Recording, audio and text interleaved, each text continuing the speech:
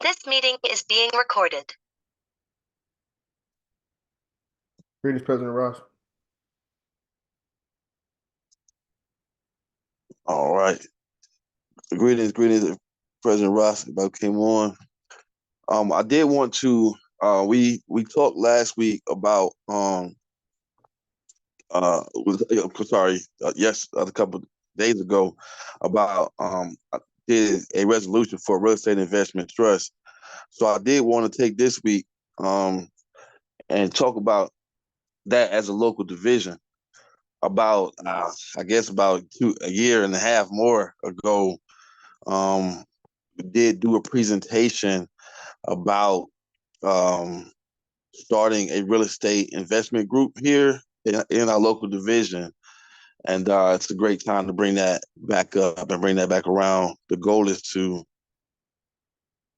of this meeting is to hopefully identify next steps for us to be able to get started. Before I did go into it, I did want to know if anybody on the call has any background in real estate at all, or if anybody wanted to give any thoughts that they have about us even making that a focus or a first business. I do want to first kind of see if anybody think that's even a good idea for us to even focus on real estate as an organization, or if anybody have any questions. So, yeah, I do. Go ahead, President John. Well, I think you asked a good question in regards to expertise. One second, I'm eating. I just broke fast. I'm doing Ramadan. But one of the things, I always come with Garvey philosophy. So Mr. Garvey teaches us that part of the reasons why we fail in business is a lack of knowledge or a lack of capital, and not starting small. So my question is related towards starting small. Is this something that can be started on a small level, or does it have to be on the grand scale? Yes, great question. So that is the purpose. So the idea is for us to start a local division. So the proposal that was sent to the parent body, the ultimate goal is that I believe that every division should have their own real estate investment trust that is under of course the national trust that we have. And a third component of how I see it operating is that each individual families would also have a real estate investment trust. So starting small, as far as in execution though, that's starting small in size, but there's also starting small in execution, and that is one property at a time. So that would get into a little bit more of the operational procedure. I do want to jump into that, but yes, to answer the question, yes, there is an element of starting small. We will jump into that as far as starting small as far as operating procedures, but as far as the small level, as far as a trust concern, as far as size, we do want to have a family real estate investment trust, a local division real estate investment trust, and then of course we already present the one for the parent body. And I think this question had come up yesterday, but so it seems like a major part of involvement, from what I'm understanding, is property ownership. Is that correct? Yes. So a major part of for a person to be able to get involved, or a major part of the could you clarify the question a little bit? More so in relation to individuals being involved. Like, in order to start, do we need to be homeowners, basically? No, so we want every person to look at. Every person will have. I think it's 3 or 4 things that they can invest towards the real estate investment trust, and of course, that investment that you have will position you to be a beneficiary. Number one is your commitment to membership to the UNIA. I feel like everybody who commits should be a beneficiary of your member. But as far as what they can invest, some people will already have properties that they can invest into the real estate investment trust that will increase its value. But then other people will just have money that they may want to invest to increase the value so that we can acquire more properties. Then there will be a third group of people who would be able to invest their skill set and their time. And we value that equally to everything else because that's the gift that's given from God. And that piece right there, for me, should be the most marketed one. Us investing in our skill set, only because a part of it is us is a mentality shift. I put that in there of people having an investor mindset. I think that's huge. So I think a person reevaluating the value of their skills is the major one that we want to talk about. So one of the asterisks in there was job creation, construction, maintenance, keeping the property up, going out to look for properties, researching properties. All of these things can be an investment, and we want to value these investments as equally as someone gave a property. Because if you have property and no one to till the land, then it'll just sit there. So those are the 3 levels of investment: cash, property, or skill set to be considered a beneficiary. And the 4th one, if you are a member already of the UNIA. Okay, I understand. That answers my question. Anybody else have any questions? Will there be some type of learning or course or? Yes, yes. So, as far as operating procedures, there's 4 teams that we will have, and we talked about this before, and I'm wanted to pull up the PowerPoint that we did before, but I'm sorry, I just got busy. But the first team is the acquisition team, and we will have training and learning about how we acquire properties. And one of the first find properties. That's one team. They just identify them. They take a picture of the property when they see it and upload it. And the second team will come in place where they will research the property, figure out who owns it, figure out what it takes to buy it. And then the third team will be the team that executes the acquisition.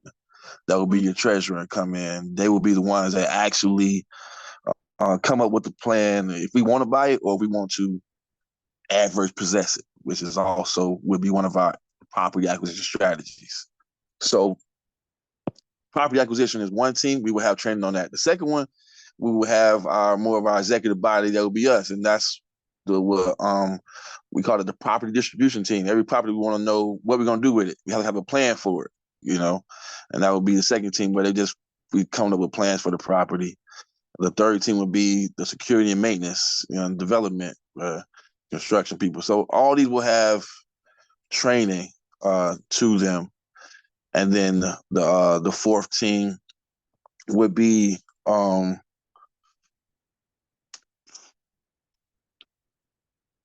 apologize, I can't find the PowerPoint. Okay. Yeah, it would focus on managing the access to the property, day-to-day management of the properties. And that would be the fourth team. Management and development, fixing it up, construction it, but then we would have another team that focus on the day-to-day operation of the property. Acquire, come up with a plan for it, develop it, and then run it, basically. Those are the 4 levels of every property that we would have, 4 steps. And we would have training for each one of those teams. And the goal is to create jobs for each one of these tasks. So where everybody in the UNIA could have a possibility to be able to work in this industry, even if you're just finding a property. Question. Yes. Again, as far as starting, is there a startup cost? Yes. So the number one startup cost is registration fees. That is what I wanted to write into the proposal. That's the number one startup cost. The second one, there's 2 forms of registration we have to think about. There's registration with the state, and then there's digital registration, which is your website and all that kind of stuff. So that would be the major cost, which would be less than, I believe that should be less than $500 to do all that we need to do. The registration cost is $125 with the state, and then of course just compliance fees like website and phone number and all that kind of stuff that we need to operate on a daily basis. But as far as any other costs, for us to get started out there to go and find the property, it's going to cost us all of our time and commitment to operate this thing. So we will all have to calculate that cost of extra work for all those who want to be involved. Okay. Financially though, is beyond the $500, how much would we need as a body to get started? To get started, that's all we would need to get started. That's all we would need. Identifying the properties don't cost us anything. Researching don't cost us anything. What about acquiring? That's going to be the strategy that we have to develop when we get to acquiring the property. But you can get started to other phases. So there's a way. There's another strategy called average possession that doesn't cost too much. But when we talk about acquiring the properties, that cost is not a fixed cost. It'll be different for every time. So that's why I didn't necessarily say it as a cost, because it's not a fixed cost. It'll be different with each deal we find. Well, where I'm going is, are we aware of how much funds we have as a division, and is this, feasible for the funds that we have amongst the division? Well, the Real Estate Investment Trust shouldn't be operating based off the funds of the division. One of the tasks of running it is capital acquisition team. We will have to find capital. That should be that is a part of running it. So to get started, we can get started with what we have. We don't even have to get registered to get started. As far as with the IRS, we will have some time, and we also can backdate our registration to when we started, but we don't have to get registered to get started. And get started to me is looking for properties and looking for investors. Those are the 2 things that we can start today. Have we done either of those? I have properties that I've looked for up already, and also I have some investors personally. But and I would like to get up back to it. I have just a good suggestion on what what you both are talking about. So I used to do these type of projects too. Brother Mason's pretty familiar. And what we used to do, we used to go to the county and we get the tax assessor list. And the tax assessors list gives you a list of all default and like tax assessed houses. So as you were talking, Brother Macy, I was thinking about obtaining that list again and possibly letting the membership go through that list, and then they can choose which property they want to work on as a project. And then we can go from there. You know what I mean? So yes, and so the one of the first steps is, like I said, we have those 4 teams and identifying who wants to be on those teams. That research role, is a role, so researching properties and finding properties, so we want that is a lane that's open. So I don't, when we saying we getting started, President John, where we at right now, we haven't started yet. So we're trying to get started now. I understand. I'm asking a series of questions to understand the feasibility of the entire process to know if it's even feasible to start. I don't want to put in $500 and then we can't, do steps 3, 4, and 5, or we're not able to do steps 3, 4, and 5, and we just lost 5. So no. I mean, I don't think we should start with the $500. I think that's a starting point. I think the starting point is to figure out what we have out there available, because then once we see what's available, and then once our team assesses the return on investment for that property, then the whole idea would be leveraged to go get capital, to become feasible. So once we figure out this property is worth this, we see this property over here, we're going to go get it. It's going to cost this much to get it, and we're going to have a return on investment for this because we're going to do this. Then we go out and get the money that we're going to need to go and get it. Okay. So this request today is not to ask for the body to present any capital up front. This request is to ask for the body to present their human capital up front for this meeting today, and for everybody to possibly identify tasks that they are comfortable with in the process, and let that capital pay for our acquisition of the land. And the task that you're speaking of, you're speaking to this group to take those responsibilities. If they would like to take their responsibilities, if we once we say we're doing this, and the body approves it, a step could be to seek individuals who are passionate about this, and they can fill those roles. But we definitely do not want anybody to fill a role just to fill it. We want people who are passionate about this to fill those roles, because I definitely believe that the people are out there. Once we build it, they'll come, is what I believe, and we'll find able-bodied people. I think it's I think this will be a membership attraction tool as well.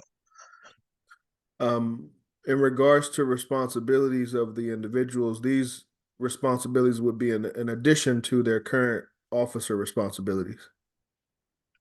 Yeah, this is kind of totally separate. We it would be specifically the goal is these positions to be paid positions as if this is a business that we own.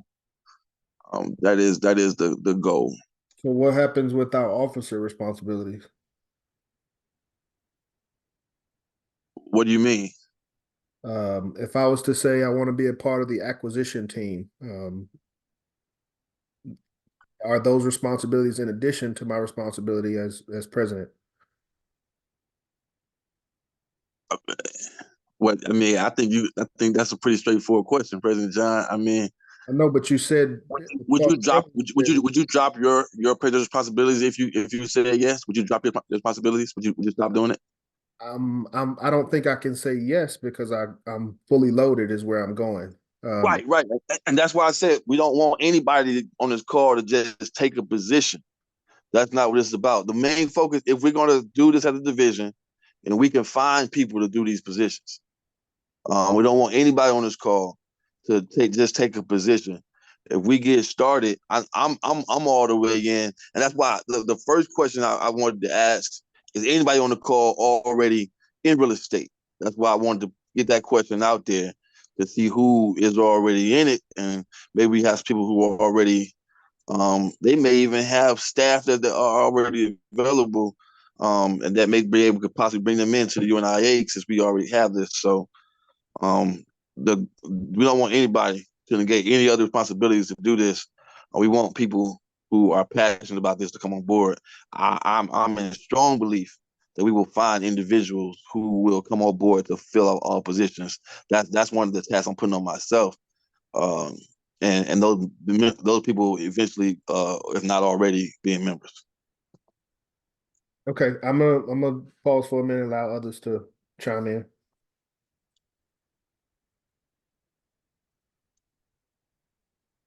A great question. Nobody So else? basically, we're finding properties to invest in the UNIA-ACL division. And then once we find those properties, we discuss the properties that we find amongst each other, and then we discuss which ones we would like to invest in as a group, right? So going forward, if we agree today that we want to have a real estate investment trust, and as a division, the next step would be to schedule a training for the different departments that it would take to run a real estate investment trust. The first the major departments would be property acquisition team, research team, development team, and the daily operations team. So the goal would be, once we figure out that we're going to do it, is to figure out if you're good at this, let's do that. Then it will be a training next week on each position, how to research property. So the goal is to have a flow, Ebony, where we have somebody who's all they do is go find properties and upload it, and then I'd have someone where all they do is research the properties. So and a team where all they do is construction, and a team that manages the properties. Okay, great. I think that the part where you said that the training is important. Yes. We had that conversation earlier today about how it's important to know what you're doing when you're agreeing to doing something. So Right. The training part is going to take away a lot of the questions. So that workshop is going to be very important. Great job, Brother Mrs.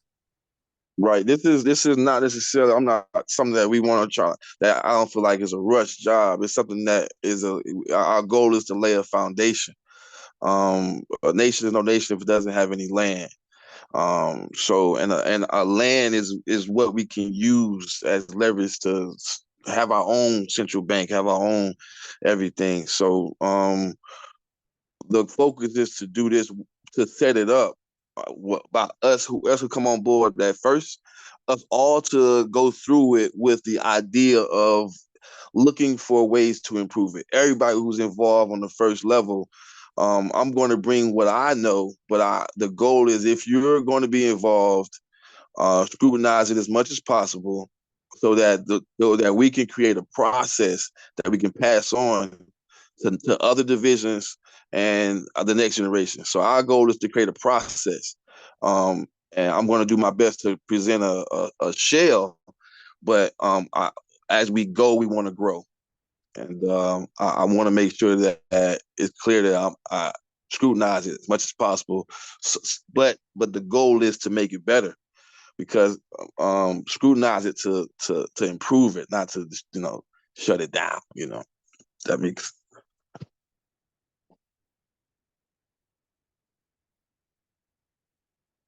So do we have anybody on the call that already have done real estate?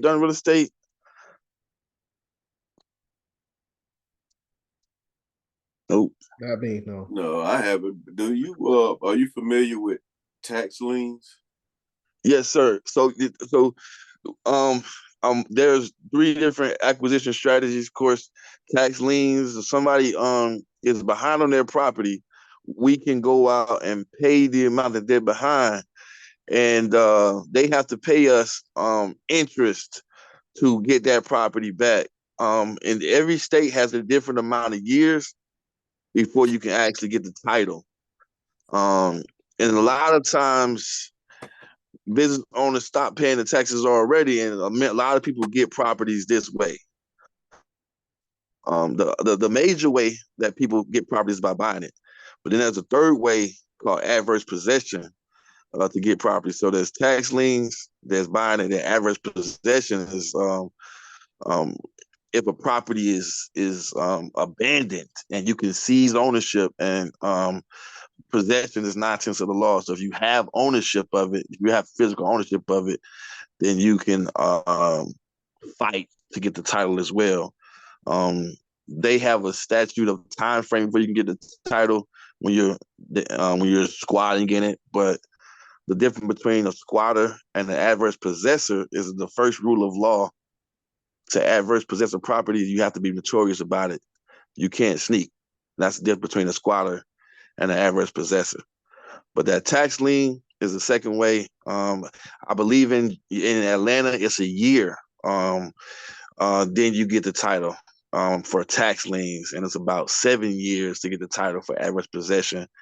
The last time I checked, that was about 3 years ago, though. So don't, I'm not 100% quoted on that. But if they don't pay you those taxes back, plus the interest that they owe you, you get the title to that property as far as tax lien. Okay. And if we were to move forward, which method would we employ, and what types of properties would we target? So I would say we would employ all three, a case-by-case basis. As far as in the same with types of properties as well. That third team, which is property usage team, one of our main focuses, we want to know what our people need. So we're going to look for properties that our people need. So if we're looking for farmland because we want to do food, we're looking for houses because we want to do, so that executive, which that's the team I wanted the executive body to really be on, is a team that decides what we're going to do with the properties. That's really what I want. That's really where we all should be on. But then not decide what we want to do with the properties that we already know, but decide what property we need too. What do we want to target? And then if we see a property, how can we utilize it for our people? So that'd be our main questions that we have as executive body. So once we identify what we need and what we're trying to get, that's when that target that you asked about, it would be case by case too. Okay. This is just real estate, but what about for as not real estate, but buying businesses? Yes. I am definitely I've studied a lot about that as well. I think that's the next step. Once we master this one, we can definitely get into that as a next business venture. But I agree with you that it's a very lucrative. I mean, that we can be doing it as a UNIA. Yeah, because that'll be on like Flipper and Biz Buy Sell and stuff like that. And yeah, I'm on Biz Buy Sell too, and all of that on there. Which with gas stations, you have real estate, you have the gas contracts, you have the lottery. You have a lot of streams dealing with gas stations. Yes, I mean we could definitely. So like I said, we could definitely add that into the process. Because when you go to Biz Buy Sell, you can actually filter it to businesses that come with real estate. So when we have our business acquisition team, we can have a person who specifically focuses on businesses with real estate. Some people focusing on farmland. One person on the team focusing on single family houses. One person focusing on multi-family houses. So I think that's a great idea to purchase businesses. And a lot of times the businesses you can find businesses that'll finance you, allow you to pay over time, and not necessarily pay up front on there as well. Yeah, get the owner financing. Seller finance, yes. Yeah. Okay. Well, that was all I had for you. All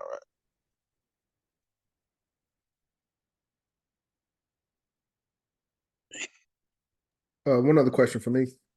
Yes, sir.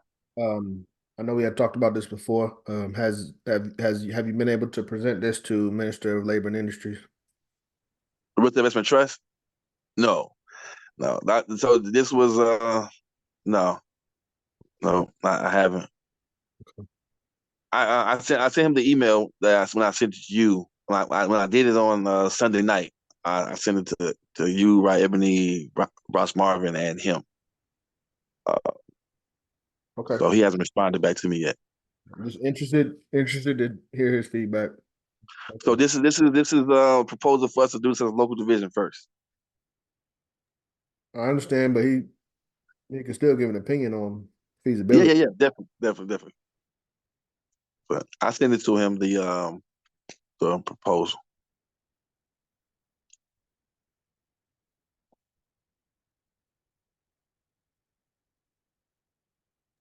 And just to be clear, from a business standpoint for our division, this is your proposal for our focus for our business department. Yes, the first one. Okay. Okay.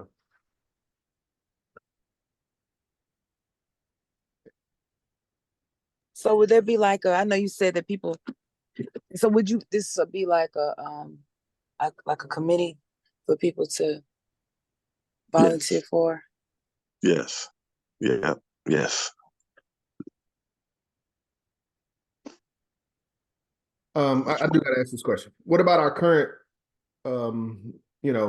small business things that we do currently? What happens with those and where's the focus? Membership and t-shirts. Membership, t-shirts, Black Government ID. Flags. Yeah. So this to be honest with you, I mean I have not put that much focus on it. Those things. I got you. I respect honesty. I just want to be transparent. Right. So it wouldn't slow it down. I mean, I definitely feel like we need to pick them up. I mean, for me, I don't feel like we want people on this committee who focus on this committee. People who already focused on that already. We don't want them taken away from that. If there's someone focused on that already, I have not been focused on that, so I can't say that. But if there's someone else who has been focused on that already, then we don't want if they don't have the capacity to take away from anything. For anything, we don't take from anything out there. We want people to do this who have the capacity only, not anyone who's already doing something else. But we're making it explicit that in your vision, those endeavors wouldn't be. Are they still a part of the business department or? No, I mean they still are, and I mean they still are. I mean to be honest with you, like I said, I haven't focused on them in the past, so I need to make them a part of my priority and do a better job. But I have not.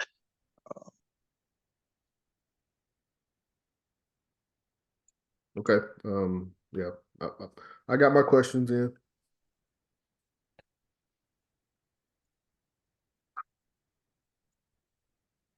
Does anybody else have? I'm fine. Thank you, Brother Macy's. Thank you, President. I actually had a little question. I stepped away from it for a second, so I think I missed something a little bit. I wanted to ask what's the criteria for making a decision? You know what I mean? Like how is the decision come to for the property, if that makes sense? Like if there were four people, do all four, like is it a general consensus? Is it just what makes the most sense? Or is it like does the person whose property it is like sacrifice or like give up the deciding quote like vote quote unquote? Do you know what I mean? Like how is a decision decided basically? You Or what? mean on if we should acquire a property or not, or on No, decision to utilization of it? Yeah, the final decision of usage. It would be a good way to put it. All right. So Like unanimous? there should be different metrics that we're looking at that are guidelines to if we acquire the property doesn't meet this guidelines, which should be certain returns on investment. So that team or that committee, which is us, when we're looking at properties, we want to create a guideline that we're going to evaluate every property acquisition on. And then based off that evaluation, which in my mind but hasn't been created yet, that would be in my mind the best way to make the decision based off of did this property meet go through the evaluation of the guidelines that we set we want this property to do. For example, we will possibly look at a property's location, the utilization for it, the ease of access to it, the neighborhood around it, things like that. So we would have an evaluation. Spaces? Say again? I said, will these be occupied spaces? So each one of these, when we look at every properties are case by case, but we can create the development team who assesses the properties to see how we can utilize it, should be able to present the benefits of acquiring this property to the body. So if one is occupied, one can present that this property already has a cash flow to it, so it'll be beneficial for us to acquire it because it has X amount of cash flow on a monthly basis. You know what I'm saying? So That's each what case about the occupied space, right? So we want to have a team specifically for, and then we'll have that training on that team to be able to assess a property and show how it will be valuable to us as a division to get it every time. Okay. That makes sense. Yeah, excuse me, Eric. I didn't mean to step on your toes. Oh no, you're good. That was a good question too, or addition rather. But yeah, that makes more sense. But to be clear though, just to make sure I'm following right, you're saying that it would be there's like min-maxing, like it would be a you said consensus. It would be I don't want to drag on, but you know what I'm saying? It would be like that, right? That's what you're saying? Yeah. Okay, good. So every property will have a proposed Minimum, return at on least investment. some type of value for it. Yes. Okay. Yeah. We would it would be our duty to write up how this property would benefit and present it to the body, where they can have understanding. So from there it would just be whether or not well, let me change it. The only thing would be from that point after it goes through the I guess future tense scale where that would be made. The only thing from that would be if the value that comes through those filters is worth it after we decide that, right? Right. Okay. All right. And then the next step after that will be, how are we going to get it? Okay. And sometimes that will be fundraisers. Sometimes it will be different ways of capital acquisition, or adverse position, or if it's taxes, or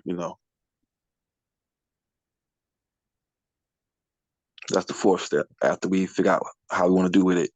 Now let's figure out how to get it.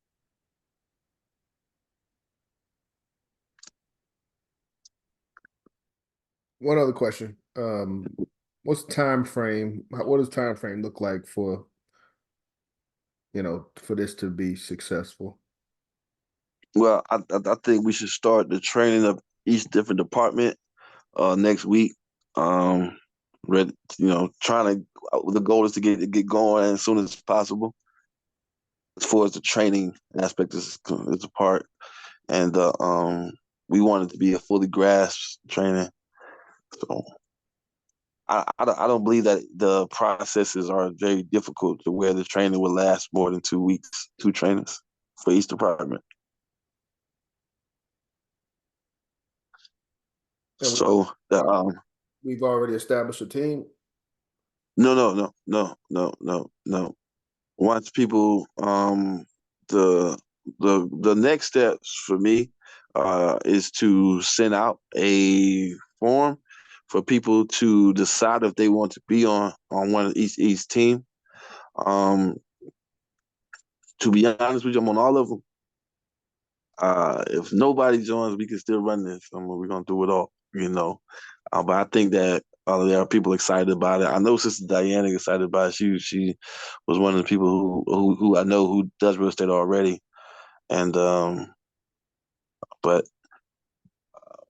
so there has been some side conversation, but that would be the first step, President John. If we have someone who wants to do verbal commitments on this call is one of the goals. The second goal is to send out email with people being able to join each team, and with the email having a description of each team in it. Okay.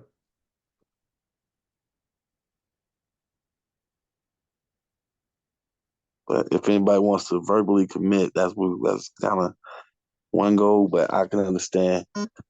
I do want to know how we all feel about being on the distribution team. Are we figuring out the team that assesses how our division utilizes the properties? I feel like that should be the executive body. And that is the one commitment that I would ask everybody to make. The rest of the teams, I feel like we can fill out.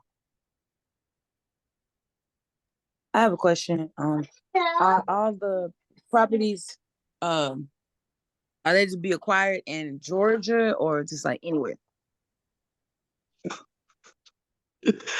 Now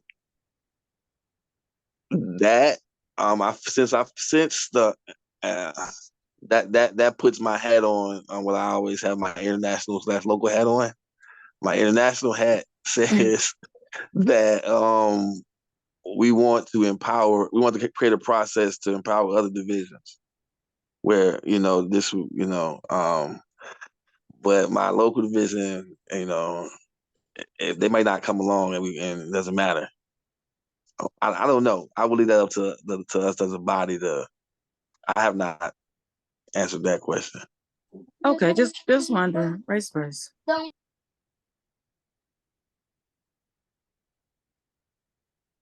Do we want to get in other people's backyard? Or do we want to help them? That's the question I get. Always we talk about jurisdiction. I would leave it there. Yeah. I agree too. When we talk about ownership, I would definitely leave it in our jurisdiction. Yeah, I think our goal should be to create a process that we can share.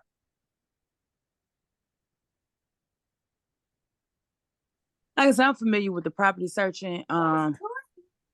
It is. We, like I said, on my administration days, we assessed the tax assessors list, and it gave us a better view of what we could like obtain to own, faster as far as like the property, the land. Not really too focused on what's on the land, but just acquiring the land is what's like I feel is important. And then the rest will come. But I feel like as long as we acquire land and the trust, then the trust will build itself because it the property backs it up. Is that right? Like, am I on the right track with this? Mom. Yes, that's right. I don't know why my mind was hearing you say, since you had so much experience, you want to be on the research team. That's all I kept hearing as you were speaking. That you down with this. But yes, that's correct. Raise first. First. Anybody else have any questions? So just to clarify though, that question, when the acquisition team is a team that just takes the pictures. If they see properties that we have identified we're looking for, they will take a picture and then it will be sent in to the website. Then the research team would go to what she mentions the tax assessor's website, and it shows who has ownership of that property, and then we would contact them to figure out how we need to get it from them. So that's what she's referencing, which says the tax assessors is one of the major tools that we use to figure out ownership of properties.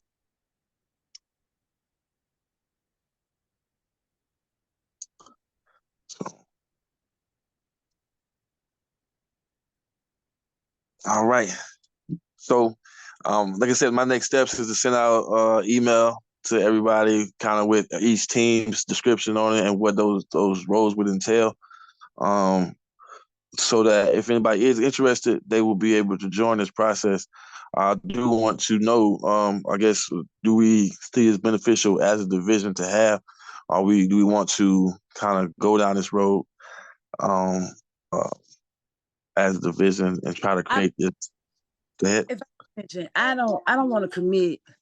I don't want to overcommit myself and to duties. Because I have some working on, but that is something that I do as a hobby anyway. But I can donate resources to the committee, but I don't want to commit to the committee, but I will donate resources. I hope that helps. Vice versa.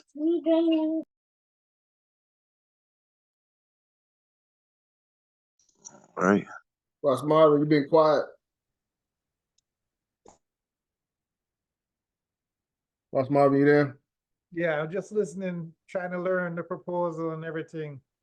What's your Is this first VP greetings and greetings family? Is this just a real estate proposal alone? Yes, sir. The proposal is to start a real estate investment trust as a local division. First, to get the process down. The goal is for us to have the process already running and flowing before we even get to convention. So that's the goal. One of my thought processes is that we can start that real estate investment trust here to also grow funds as well. So that's what this is, President Ross. Idea to start that trust here locally first. Okay, so therefore, your proposal that you mentioned Tuesday night, that wouldn't go to the parent body then, since we're doing it locally here. No. So the goal is to submit the proposal for the parent body to have a real estate trust already. That proposal was put in place to address the situation of the international headquarters being in one person's name. So it's my idea that, I always try to, if I'm gonna talk about something, I want to have a solution for it. And we talked about this solution on Saturday. That's what gave me the idea to go ahead and type this up on Sunday, so that I know I mentioned it to Brother Kathir, that's his name, to do this trust and that as a solution to the international headquarters being in one person's name. So that proposal is to create the vehicle that we can eventually get the international headquarters to be inside of that trust. This proposal here, I believe that proposal will get passed at HEC. But when it comes to convention, if we already have a real estate investment trust that we've been running as a local division, when we get to convention, we'll be able to answer any questions that anybody else has because we're already doing it, and hopefully we'll be doing it successful by August. So a lot of this is in mind with the international headquarters and strategies to be able to get it under the name of the UNIA, but just making chess moves, small chess moves to be able to do that. But that is the ultimate end goal. But not the ultimate. The ultimate is because a nation is not a nation without any land and borders. Each individual property and commercial property being represented as a border of our government is the ultimate goal. But us first starting that as the individual businesses that are in Atlanta and single properties or farmland or whatever type of thing we go after. So those are just kind of different reasons why it's proposed we having this conversation today. I like the real estate aspect of it. Sir. Investing in properties. Sir. So, and we all would have equity. We always share equity. We all would be able to leverage it. So it creates collective work, it has its benefits. So what do you see as the goal by convention? To be what to be accomplished by that time? I would say if we could have 2 properties of each type, maybe. 2 maybe single family homes, 2 commercial properties, and 2 maybe land acquisitions. I think that us being able to accomplish that for convention would be great. What kind of funds would we need? Because I heard you mention we might have to have fundraisers and different things. What kind Right. of would we need just to acquire one? So every time we identify a property, we would need to assess it individually. There is the lowest way of getting properties is called adverse possession, where we take the property basically. When you Google the laws of adverse possession, the first one it says is that you have to be notorious about it. It's basically a notorious squatter who's claiming ownership. So that funds would be the cost of changing the locks. To do that strategy. The second strategy is what my brother mentioned, the tax acquisition property, where we would just pay someone's past taxes to get a property. That's all. That's a little bit cheaper normally as well. I don't want to skip out. Well, purchasing a property has its levels also, which it could be a short sale or foreclosure sale or a outright ownership. So depends on which strategy we're using to get the property is going to determine how much funds we will need up front. But as far as finding the properties, researching the properties, that's going to cost our human capital. And we need to get registered prior to, soon, but that I think is $125 to register in the state of Georgia. But we don't have to get registered right away.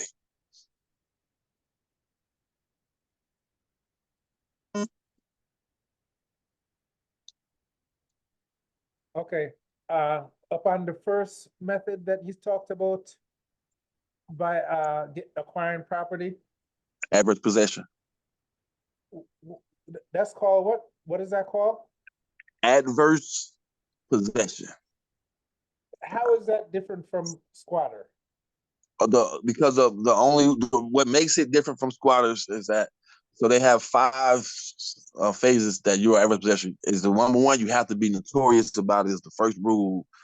You can't sneak. You can't be sneaking about it. A squatter is normally sneaking. Adverse possession is claiming a right to ownership. And one of the things a lot of people who do take a lot of people will submit an adverse possession letter to the Secretary of State, let them know that they're taking this property, or they have some ownership to it. They think they have ownership to it in some kind of way, but that's the difference, is that they're openly claiming ownership to this property and not sneaking. Is the difference between a squatter and an adverse possessor. Okay, are you familiar with the new law that just came in? Nope. Here in Georgia? Nope. No, my information is like 3 years old. I'm gonna be honest with you guys. I haven't. Can I share my screen, President John, for 1 second? Sure. Yeah, of course. You have authority? Okay, yeah. I think they just passed this within the last month. I saw it on the news a couple of weeks ago. The Georgia Squatter Reform Act, HB 1017, was introduced in the current session, has passed both state House and Senate, and is headed to the governor's desk. It adds squatting to criminal trespassing definition. So we might have to find out a little bit more about that. Now, could you in the same sense, could you Google adverse possession law right there? So we all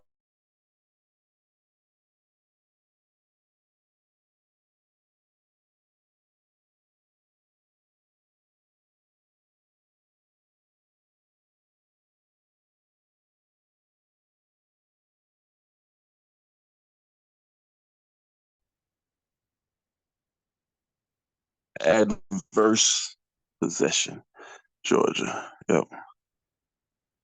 That's it right there.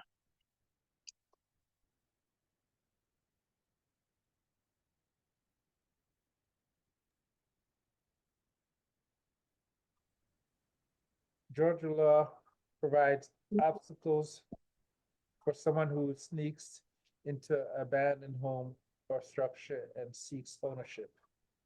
First, an individual does not gain possession by simply sneaking onto the property. They must publicly live on the property uninterrupted and regularly for 20 years. Is that what you was talking about, Brother Mesos? Yes. Okay. Yeah. To actually obtain title, I thought it was you have to live on it. What are the 5 requirements? So you have to live on the property for 20 years to be able to acquire it? To be able to get the title, I believe, Okay. in Georgia. The shorter road sounds like the tax liens. Oh yeah. Yeah. I think the tax lien is a year. A year better than 20 years. Oh yeah. No, I mean, the shortest route is always to buy. The more money you spend, the shorter you're going to do. Can you click on the what are the 5 requirements right there at the bottom below it? Yeah.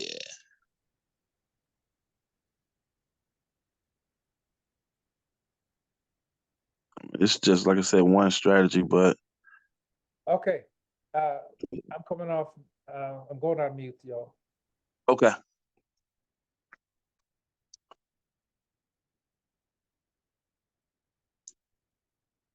So tax liens or purchasing probably be our best options, but we would definitely look into case by case basis to figure out which one will be more beneficial for us.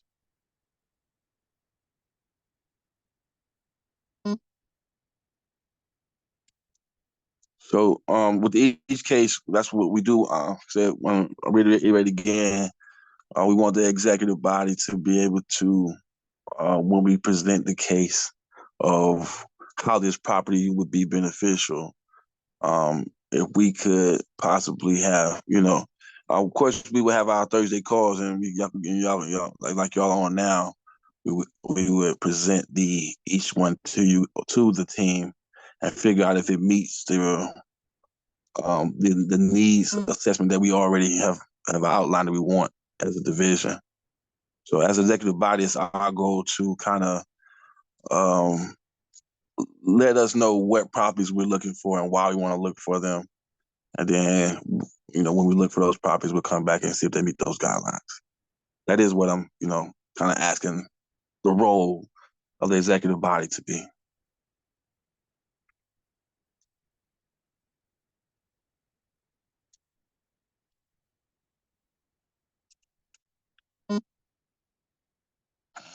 Sorry about that. I don't know if you was reading the screen.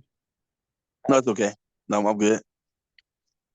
Anybody have any questions or comments? I got a comment. Yes. If we can be successful, or when we become successful with this proposal, we'll be developing different offices, having different works going on. And that's definitely a positive move forward, to have different works going on in different offices. So I wasn't familiar with the proposal you had presented when the business meeting started on Thursday nights. This wasn't the same proposal, was it? I actually started this proposal 2 years ago, and I had diverted to kind of more of a investment group, started in that first, which this is just a more focused investment group. Yeah, this one sounds much better than the initial. Yes, let's make it simple. I definitely took all the feedback and the punches and went back and prayed to my ancestors to guide me to who will be. No, did you check with the parent body? to see if we have to have like approval from the parent body to set up a trust locally? Or are we good with that? I have not checked with the parent body to see we have to have approval to set up a trust locally. I know we. I haven't looked into that. I haven't heard anything though. I'll review the Constitution. So and I don't know if you were on earlier. I said, one of the goals I believe that as we get that parent body trust, that the end goal would be to set it up where we have 3 levels of trust: the parent body trust, the divisions trust, and each individual family having their family real estate investment trust as well.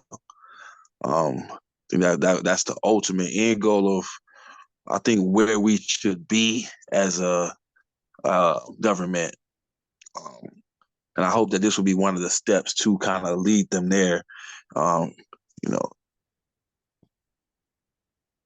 that's the goal. This being one of the steps.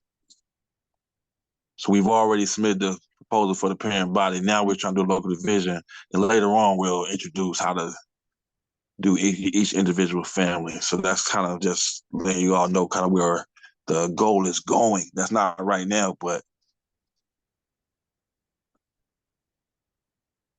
it's like. Did we vote on the proposal to the parent body? Not yet. We wanted to add a few more. They had some operational questions that they wanted to get ironed out. Are we supposed to meet on Sunday night, President John, to continue with the proposal? Lady President, is that what we agreed on? The 31st, I believe. Yeah, that's Sunday.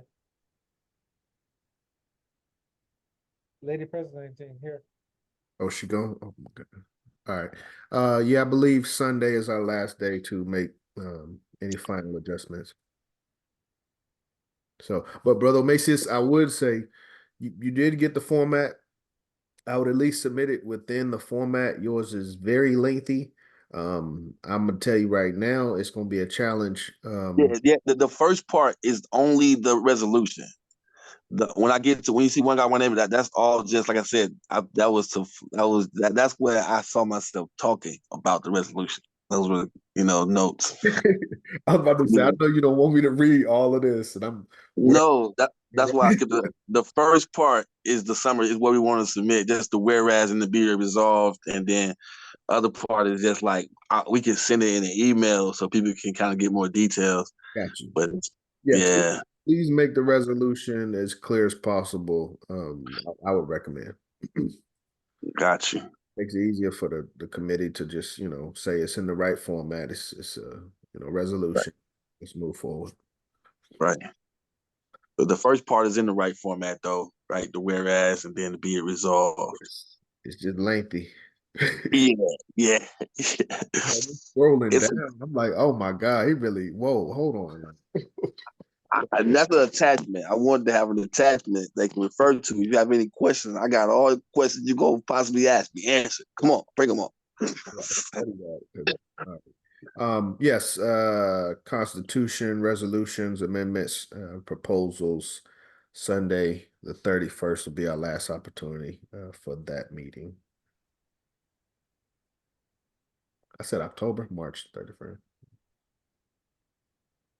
So in order for this to go to the HEC, we'd have to make sure we vote on it Sunday night. Yes.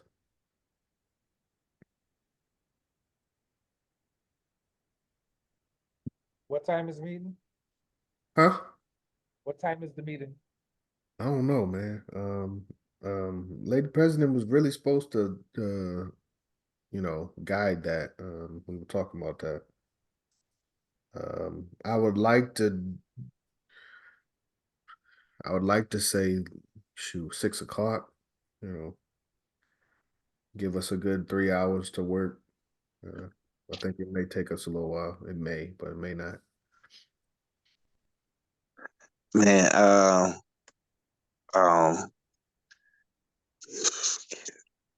Do we have a lot of ones to go over? Or is this probably the only one that's kind of left in the balance? I got a few. Okay. Yeah. I got a few. We only voted on 2 of them so far, right? Okay. 3 at least. All right. Well, 2. We could just take. I know we got the main 2 taken care of. I thought we got a good 3, 4 out of there. Yeah, you was reading some more toward the end of the last meeting. Yeah, the white list was the one I had, and what was the other one? The fifth aim and objective. Like, I think that was the other 2, besides delegates and electronic voting. You also had on the list about no person be named on the IHQ. Yes, That sir. was on your list. Yes, sir. It was. What do y'all think about that? Do we need to make an official proposal? That had come up several times. So, Say that again. no individual ownership of the international headquarters. Okay, okay. So I just think that you got to just propose a solution too. If not, I had a trustee board, but they keep pushing back, saying nobody's qualified. so I mean, like I said, that is the one of the reasons that the trust was conversation is there, so that they can put that in place. To ultimately receive ownership, the trust that they be set up, and the trustees of the parent body's real estate investment trust would be positions, not people. So it can always be interchangeable. I mean that could be, like I said, could be maybe combined if you want to, kind of combine it in there as a solution. The real estate investment trust. So that's the goal of writing it, so it could be a solution for individual ownership to any properties.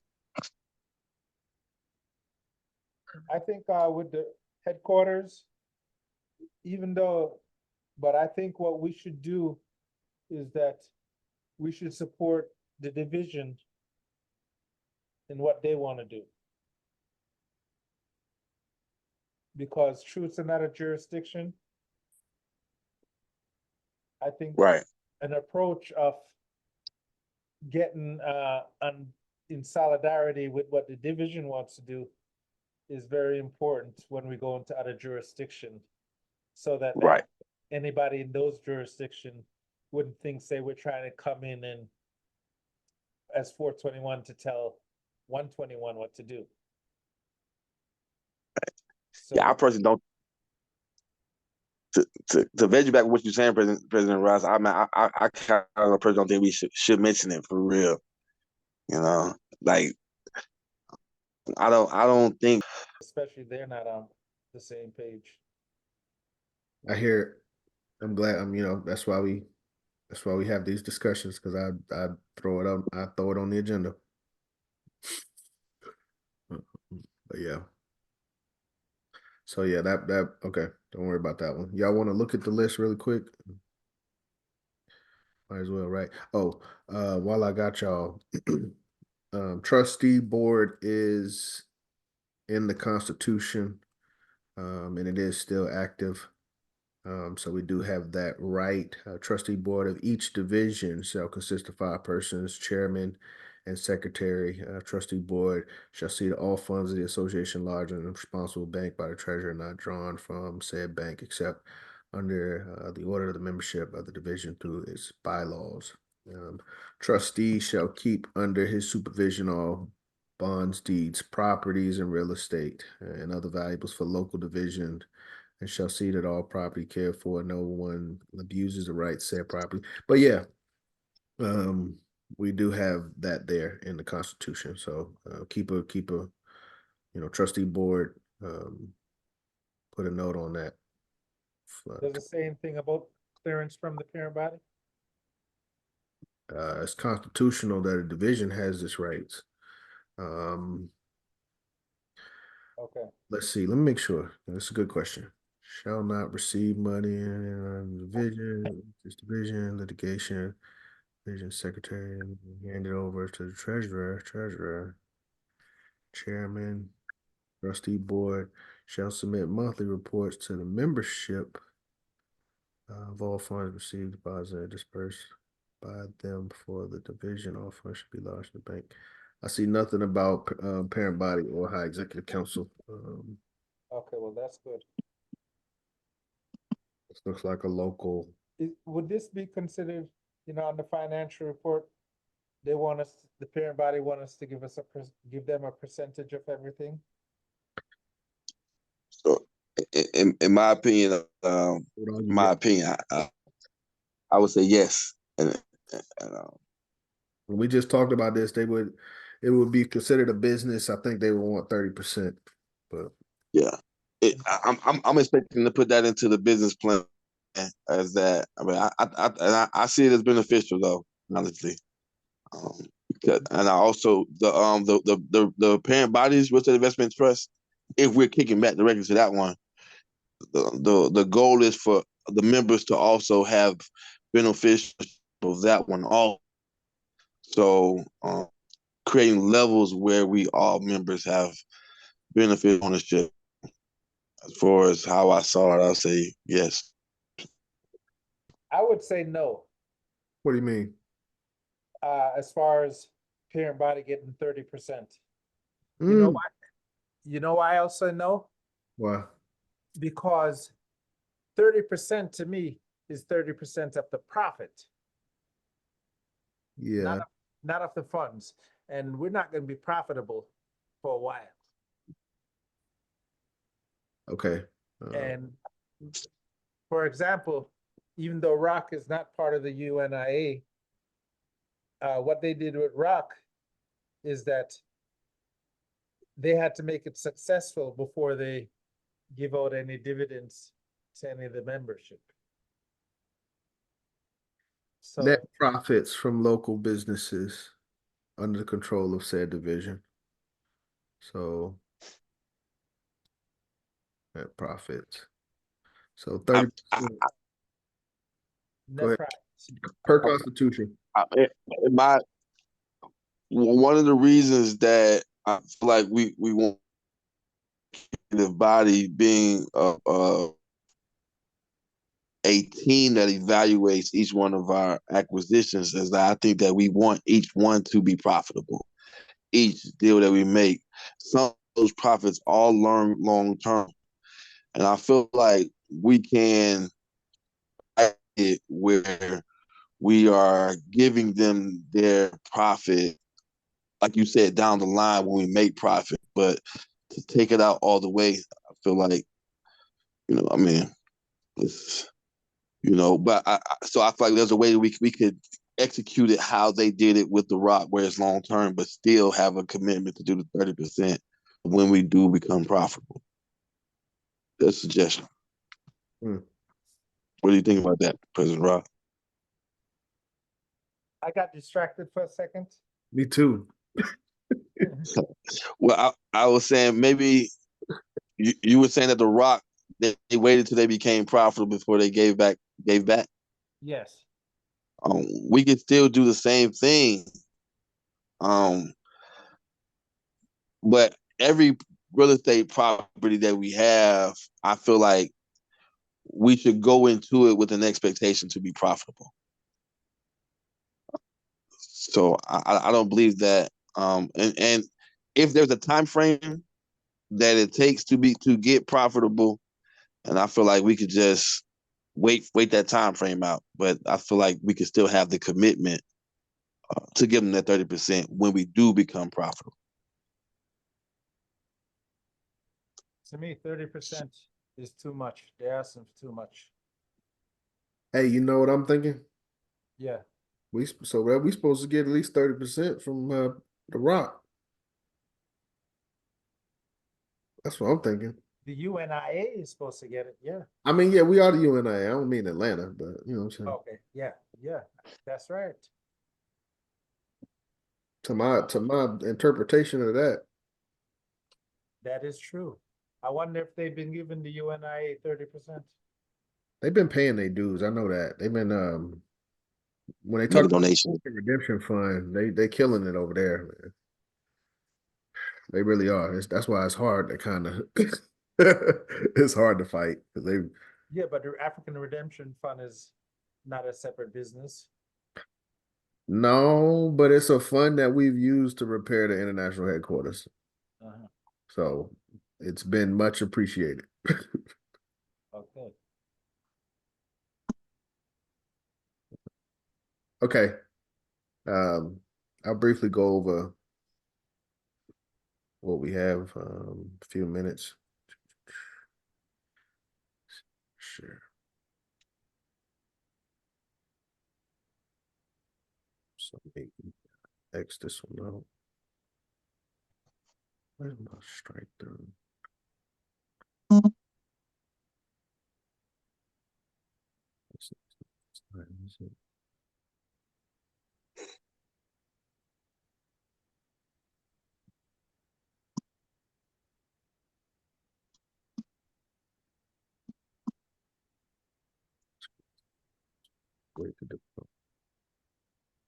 Fifth aim is done.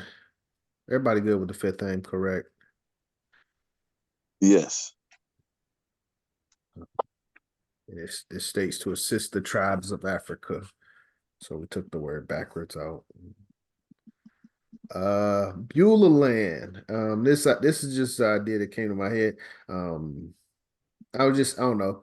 And I've even heard leadership talk about agriculture. And I think it was Mama Mukaraba mentioned the UNIA should have a partnership with Beulah Land. So that was just an idea. That's the farm in either North or South Carolina, owned by the Shrine of the Black Madonna. But the idea was, make a proposal to maintain a portion of that land and obviously utilize a portion of the crops for the rock, if at the very least. So, but that's not something too major. I don't really like this again, Brother Umar. We got this to an extent. Policy and procedures to expel. I think.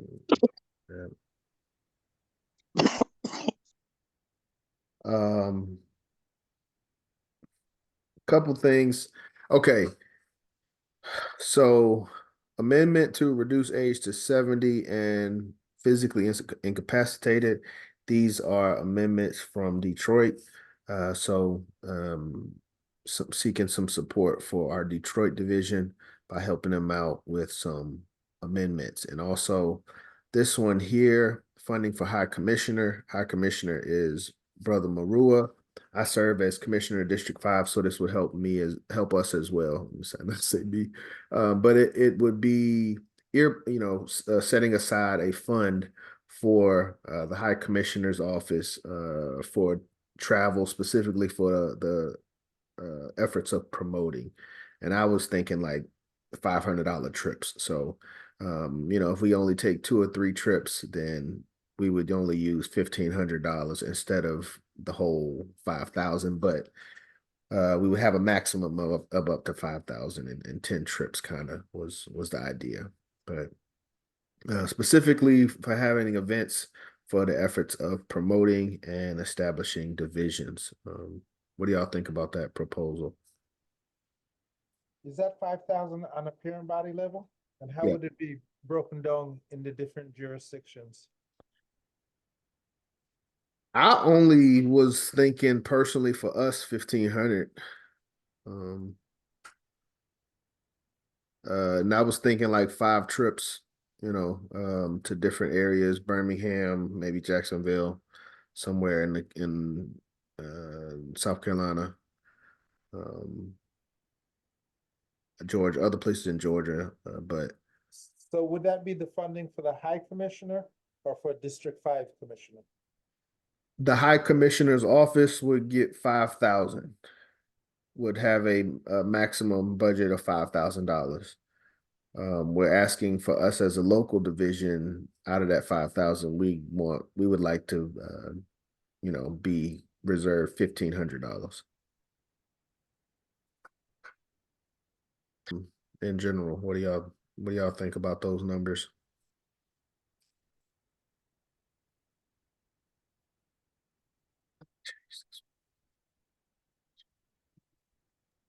So the numbers is to get them funded so that they can execute when they go.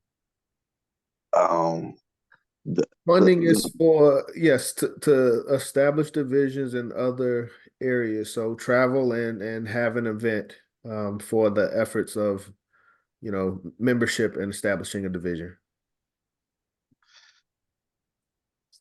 And I'm thinking about $500 per trip.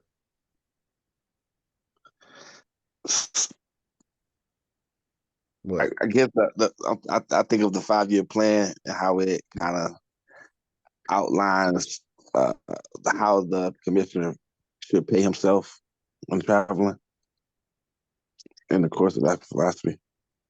From the dues of the payments of the charitable contributions of the city that they visit.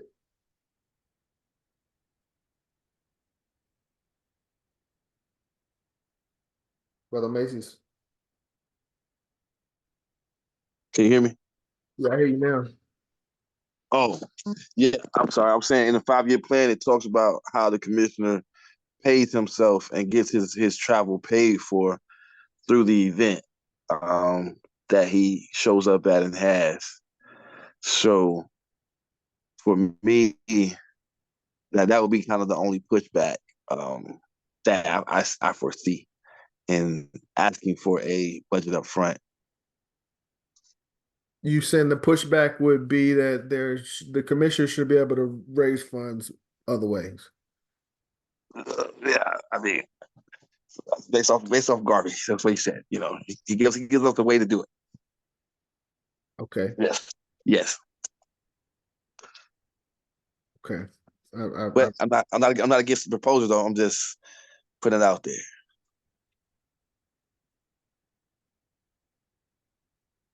Anyone else?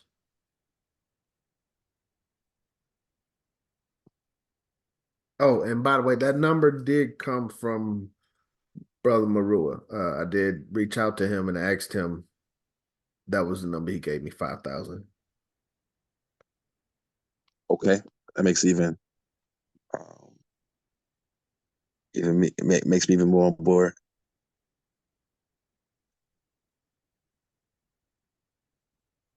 So, anyone else? Because and I'll wait till Sunday to, have it written up. Okay. Well, speaking of, what's the HCO? What is HCO? Sorry, it was saying fun. It said you were asking about that last bullet right there. A commissioner. The High Commissioner Office funding. Okay, yeah. I don't understand. I just want to know. I don't understand what is it? Great question. We're just talking like everybody know what's going on. No, great question. And that's how everybody learns. Is by individuals, like yourself that ask those questions. So the UNIA-ACL is divided into districts, and specifically the United States. And we currently in Atlanta, Georgia, we are in District 5. District 5 consists of the states of South Carolina, Georgia, and Florida. So we have a commission. Well, I'm the commissioner here for District 5. President Ross previously served in that role. And then we have under the Office of Commissioners, there's a high commissioner. So there's a head commissioner, and a head commissioner happens to be the president of Division 401 Chicago and commissioner of districts 6 and 7. I forgot the states, but it's up there in Chicago, Wisconsin, Michigan, Ohio, I believe. Illinois is Chicago, Indiana. He's commissioner of those states, but he's also high commissioner. So if we had other commissioners, like if Commissioner District 2 was Pennsylvania, New Jersey, and what else? Delaware. Delaware. So that there's an individual that should be over those states, but the commissioners themselves report to the high commissioner, and the high commissioner is the head of other commissioners. So that's the two roles that's the role that we're talking about, is funding for the office of high commissioner, Brother Marua, and his commissioners to be able to travel for the purpose of establishing divisions. Yeah. Okay. Wait, which it says 15 per district. Oh, What yeah, district. which district is that? Like, does that mean like does that cover all of them, or is that just starting with $5,000 worth of districts? There's literally 3 districts. Oh, okay. Two district commissioners, high commissioner in Chicago, and then us here. Okay. And so that's more than enough currently. That number may change later, but we'll try to start with something.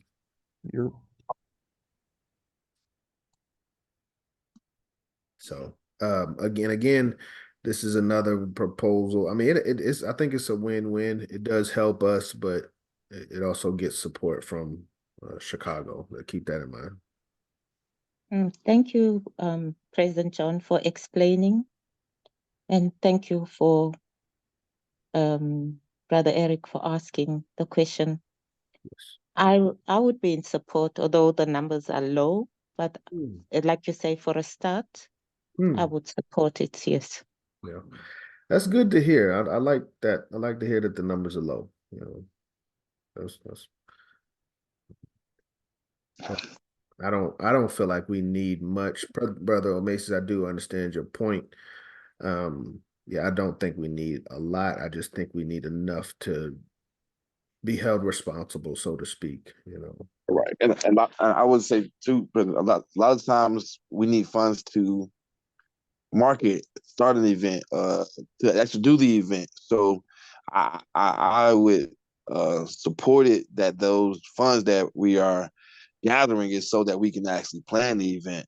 And if the 5-year plan comes up, I would say that that the expectation should be to raise funds to cover expenses, but these funds we get to be able to cover those expenses up front, and we should be able to make that money back to pay those expenses back that we had. We're making a loan.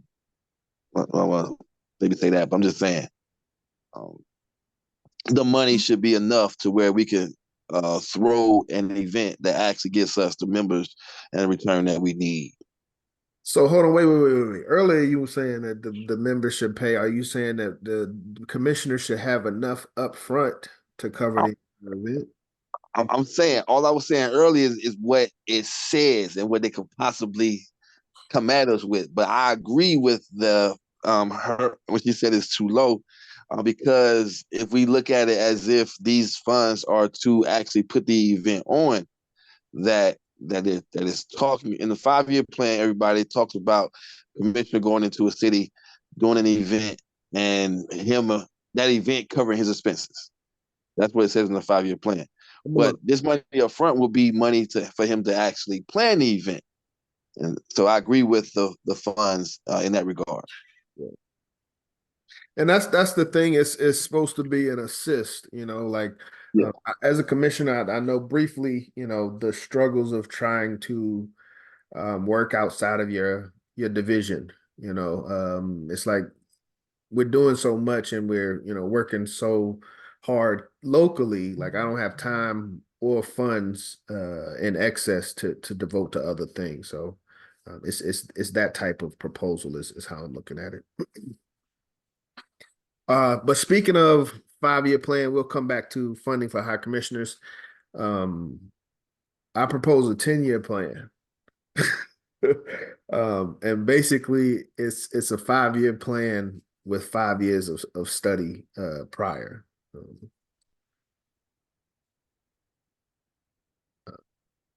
shoot. That's my proposal, Brother Mason. I don't think we are ready, honestly, to execute the 5-year plan. I feel like we need a study for 5 years collectively before we could try to execute it. As I've given my opinion on that before, I don't think the 5-year plan is something we can mess up and keep, presenting to people. I think it has to be done, and it has to be done right when it is presented. It can't be, oh, we tried that, 3 years ago, but no, now we got the real 5-year plan. No, we only get attempts at this in one lifetime, is my opinion. So I would say I would recommend take 5 years of study. And the reason why I say that is when you do look at the 5-year plan, as Brother Omasis alluded to, one of the things I noticed was you see a lot of words like approach, but it's really, it's about, and we all kind of know this as salesmen, it's about selling yourself and selling the message, but if we don't know the message, if we're not confident in ourselves, we're going to be selling a bad product, and we're going to give that product a bad name. So I recommend a 10-year plan. That's basically a 5-year plan itself, with 5 years of study of the course of African philosophy, specifically the 5-year plan of the UNIA. Any questions?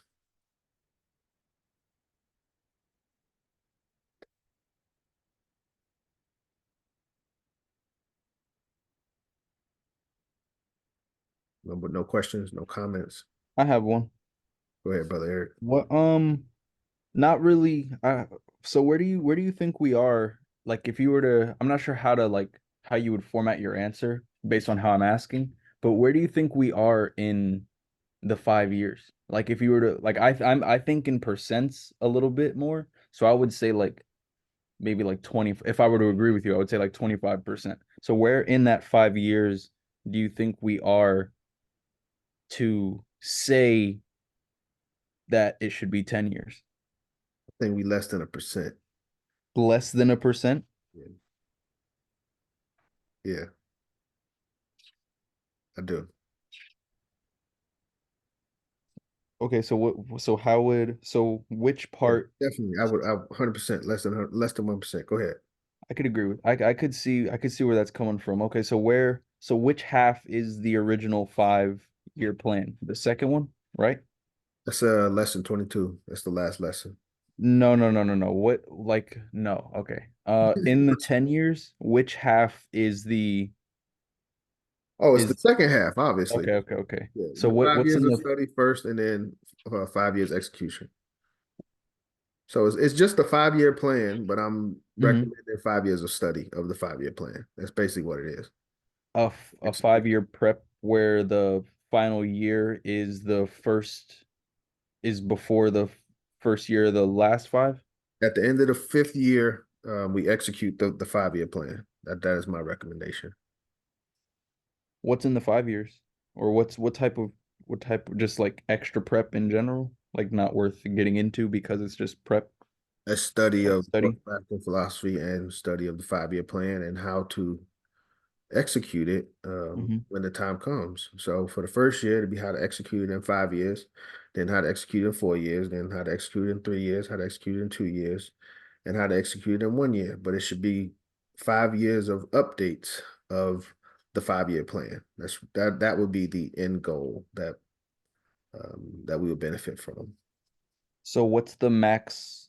How do I ask? Let me think for 1 second. What's the max level of execution that you think we should hit in the first 5 years? So like remember like a couple months ago, or where are we?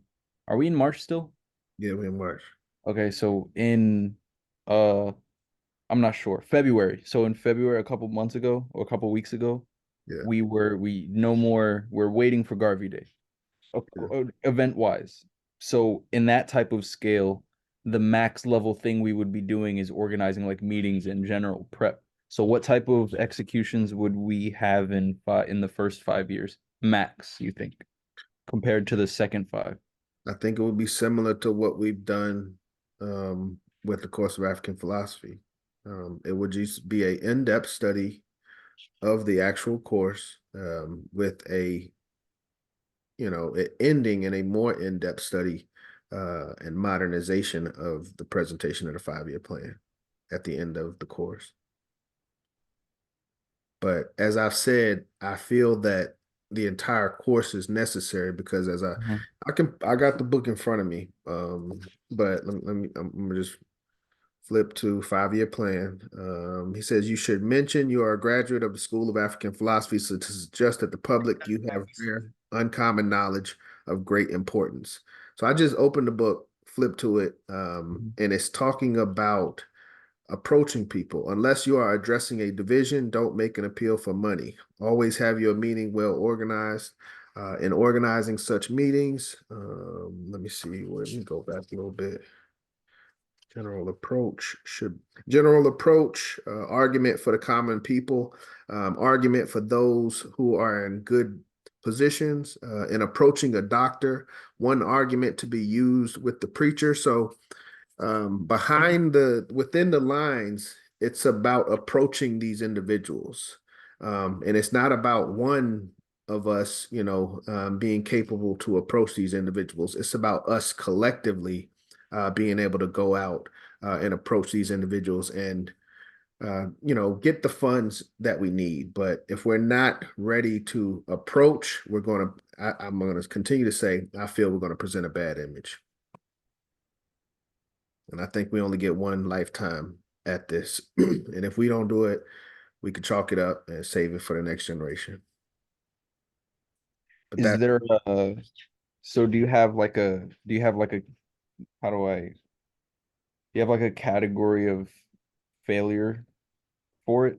Like, is there a point where it would be like, okay, we're starting the timer, like with exercising, with like physical training, you would just like, okay, start over. So are you bringing that same type of sentiment, or is it just like once we start just wherever it is in 5 years, start from there? Or is it start over and readjust during? Is it start over and readjust in general? No, there's no, we start with confidence. There's no plan to restart. Yes. I like that answer. That's what I was hoping you would say. Yes, I agree. We don't plan for, there's no plan B. I agree. This is the big plan that I agree. I like that answer. I've been in the back of my mind, and Ross, this as well. When I first read the 5-year plan, I was, very adamant about why don't we as an organization implement this plan? If we, trust Garvey so much and he, was such a wise man and a great organizer and businessman, and he had great ideas, why aren't we implementing the 5-year plan? And it comes down to, like I said, I think it comes down to us being able to present that message confidently and correctly. Having the right appearance, having the right speech, the right words, but personality, winning mankind by kindness. This is about going out into the world and gaining the support of the world. 10-year plan. I definitely anyone opposed to it, Brother Mason? What you got? I know you got something for me. Nah, I mean, I agree with you. That is just that the ability to present the information. And I just don't know if it'll take 5 years to learn. But hey, I would say this though. In the 5-year plan, Garvey suggests learning on the fly. He talks about a self-evaluation in the 5-year plan by saying that if you go to someone and they don't understand your message, it's up to you to refine it. So he does talk about shooting your shot, regardless if you're confident, and just keep continuously adjusting it. So, hey, I'm with it, but I feel like we just gotta like go with it and I don't even like how this looking. Ooh, okay. So I have a for with what you just said. Can I do you so where do you, how far so John says that we're less so I asked John progress wise, right? You answered it with the way you're thinking about it. You're saying you're thinking of it as the time put in, and John is looking at the I guess progress gotten out of it, if that makes sense. That's how I see it so far. So how Right. far do you think we are into a 5-year plan so far? If we're at less than 1% progress wise, how far in time wise have we gotten to be only at 1%? Do you think? If that does that make sense? Should I rephrase it? But for If if I we're mean, as far as go ahead. if however far in we are so far is only worth 1% compared to a complete 100% successful 5-year, right? How long would you say that time has been to a 10-year plan? Because you're saying don't do an extra 5 to make it a total of 10. I'm not saying don't do extra 5. Oh. I'm just saying that, just pointing out, what the things that are in there, and that aspect of learning on the fly, I'm not saying that we don't, I'm just saying that that's the one way we could do it is learn on the fly. Okay. I thought you were saying, okay. Brother Maces, go ahead. What I first read on page 198, and that's Garvey himself. I didn't plan this. I didn't pick it, but I believe this is a prerequisite to our success with the 5-year plan. You should mention that you are a graduate of the School of African. Yeah. How many of our people can say that right now? It's not. It's less than 1%. That's why I say less than 1%. Yeah. And our financial status, honestly, based on where we need to be financially and where we want to be and what our goals are, we're less than 1% of our And financial. Clarify financial status, why Garvey said it was important in the 5-year plan. He said because if you look broke, then people are not gonna give you no money. So yeah, but yeah, we can remedy that. Yeah.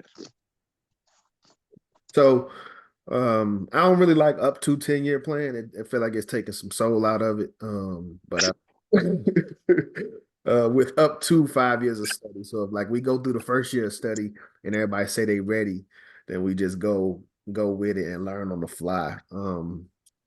We'll talk about that Sunday. Are you asking like for this being it's been everybody kind of come on board, and what exactly are they going to be studying? In those first 5 years. Course of African philosophy. So can a person pass it in 1 year? Yes. I guess I'm trying to. So go ahead.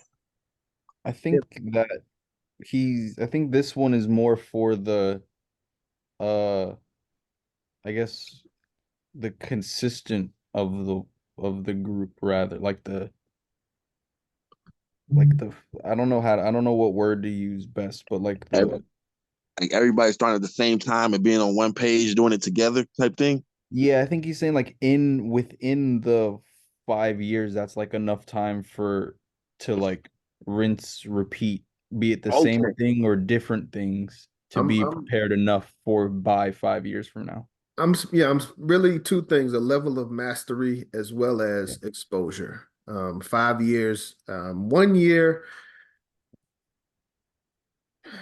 Garvey says you can tell who has mastered the information by basically their success at organizing, and who has been, on any close level to Garvey. Even the students of the course of African philosophy still haven't hit those numbers. So that's right. The mastery part, I feel like it's like sharpening a blade, so to speak. You know, the repetition will only make the elders better. But within 5 years, we'll be able to expand, you know, to those that aren't on the first year. You know, maybe somebody came on the 3rd year, 4th year. They can still learn the information and be a part of us as we spread the message. But Brother Mason, another thing. I don't know if Garvey ever mentioned. Well, I think the plan itself was announced in 34, but I don't know if Garvey, even after his 2 graduation classes, I'm not sure if he ever attempted to initiate the 5-year plan. So I would argue he was still developing the students as well. I agree. And you got to give, you know, that first class has to have a chance to, you know, teach the other. And that's how the program is supposed to expand like a virus. You know what I'm saying? Once, you know, look at the students, you know, the first year were all around the United States, Chicago, Missouri. I forgot the other states, but these individuals were meant to go back and spread that information, you know, amongst their region. The second class was international. You know, Garvey's trying to spread the message to other nations at that point. So I do feel that there is a level of preparation. You have to, I forgot it's like a war term, but you got to get the grounds prepared, you know, before you make your announcement.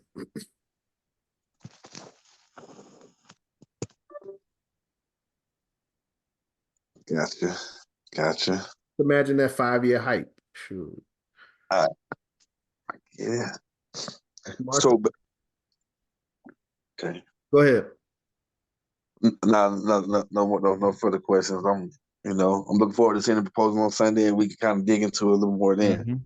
Okay. I like it. Not a problem. Not a problem. Anything else we need to go through? I did submit, you know, I'll call this one programs, but anything else on what we just discussed? I'm not going to just jump over. Spent a lot of time on that.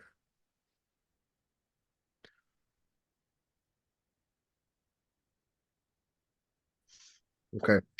And that'd probably be our last proposal, honestly. Yeah, I'll probably be worn out after I present that one. I'm gonna fight for that one. Other ones, yeah, they should just go through. Okay, if there aren't any other questions, it's 10:08. One other thing briefly, and well, 2 other things. Please don't make them long. Matter of fact, hold on, man. Everybody got good Friday tomorrow. Y'all probably off work. I know I'm off. But I ain't gonna keep y'all long. Garvey's rules, what y'all think about instead of having Robert's rules, we develop Garvey's rules. So we no longer have to, you know, use this Robert's rule system. Even if So if people don't, I mean, they have Robert's Rules of Order, which gives our basic guidelines on how to run a meeting. Yeah. Is a book. Absolutely. Sorry. But can we develop a modification of that at least? Yes, we can. So that's the proposal. Like, do we have to submit to, even if that system is good, like, do we have to submit to that system? So yeah, so basically what we're saying is we need to create a standardized method of operating meetings within the UNIA. Yes. That keeps order the same way that book does. Yes. But UNIA, you know, vision of those rules. With it. Any questions, comments? So were you asking the proposal for there to be a committee to study it, or a committee or are we going to take? I would probably propose a committee be established. All right. Yeah. And just follow up on it, you know, year after year, committee, you know, meeting after meeting, HEC after HEC. Hey, where we at with the Garvey's rules? Do we still got to use Robert's rules? So. But it's, I mean, it's nothing major, but it's just an idea. And if we got the opportunity, why not? Any questions on Garvey's rules?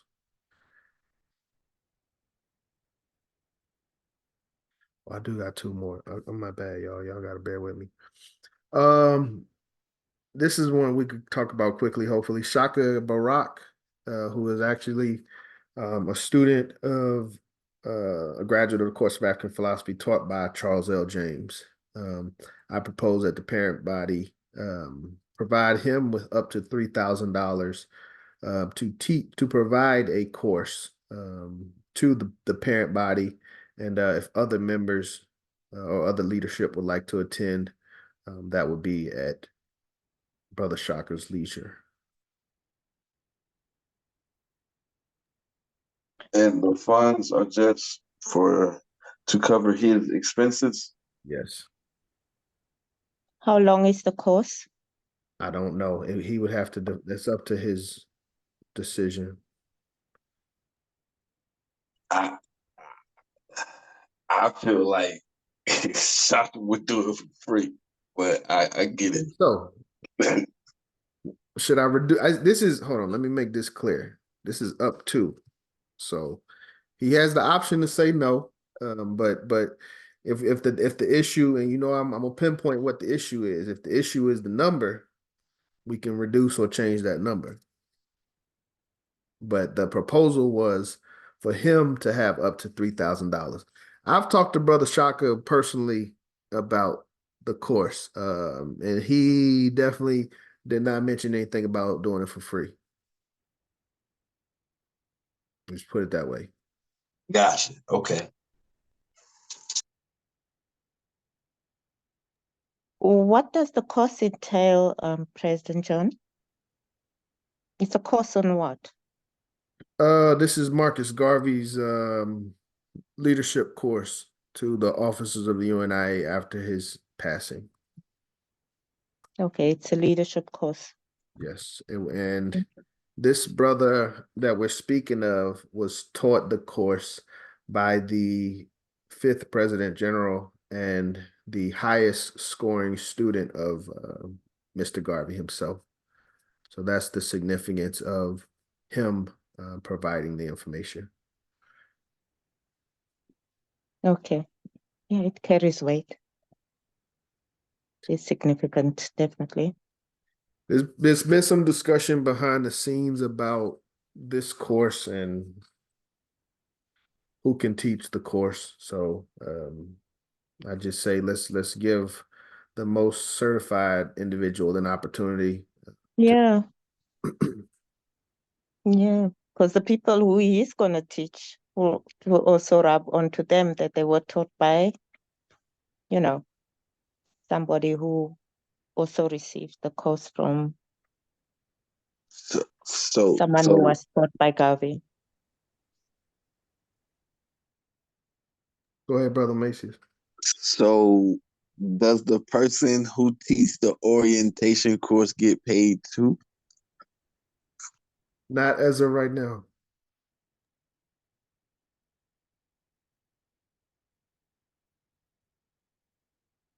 There's a sentiment to this one, and that makes sense to me.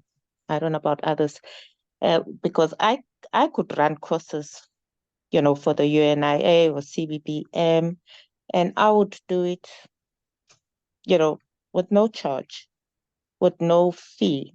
But obviously, at some point, you will want to request a fee depending on how long the course is, and if you are going to give out credits, certificates with credits, and so on. But now in this instance, it's clear that this is an exceptional presenter who's presenting the course because they got it from, you know, the seniors that are gone now.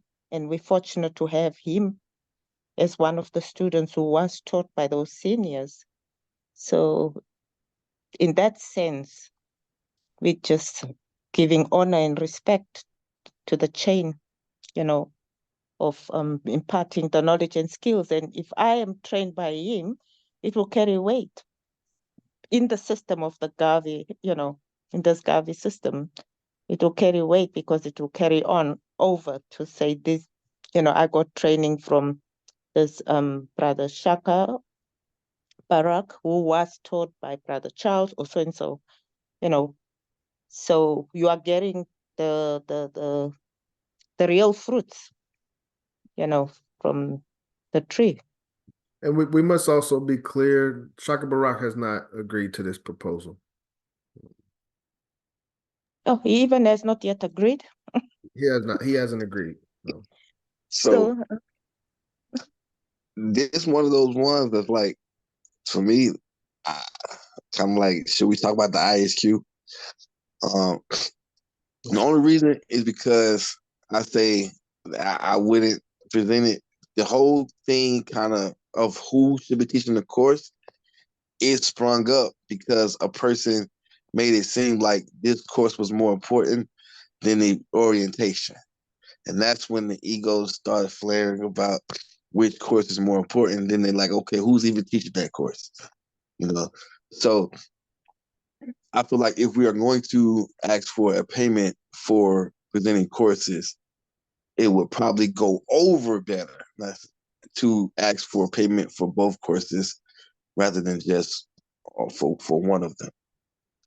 And the last thing I would say is this reads to me from a person who is if anybody should be teaching the course of African philosophy, it should come from Shaka Barak and not anybody from the parent body currently. He should be teaching y'all about this course. And I don't know if that's what Sam just saying. To teach two parent body is where I would get that kind of sentiment, as if like they don't already know themselves. But I know we're not. Okay, you with the semantics. I'm just saying semantics is important. I mean, we talk about politics here. What about this? Is that better? I'm just saying. What you say? I can't. Shaka Barak offers the course of African philosophy to the parent body. That's still this condescending. Do they feel like they need the course? Are they asking for the course? They don't have to take it. Okay. Let me see. Do I need to put voluntary in here? No, I mean, is he going to offer it, period, to everybody or just to the parent body? This was to the parent body. The expense, that expense was covered by the parent body for the parent body, and I said any additional individuals in leadership that wanted to take the course, that would be under Brother Shaka Barak's discretion.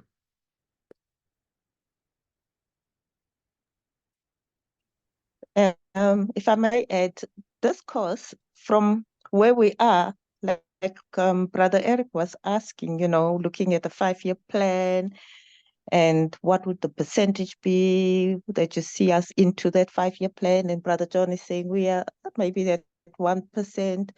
And there's reasons why these things are standing the way they are. So sometimes, having refresher courses actually can improve how we do things at senior level, especially the HEC.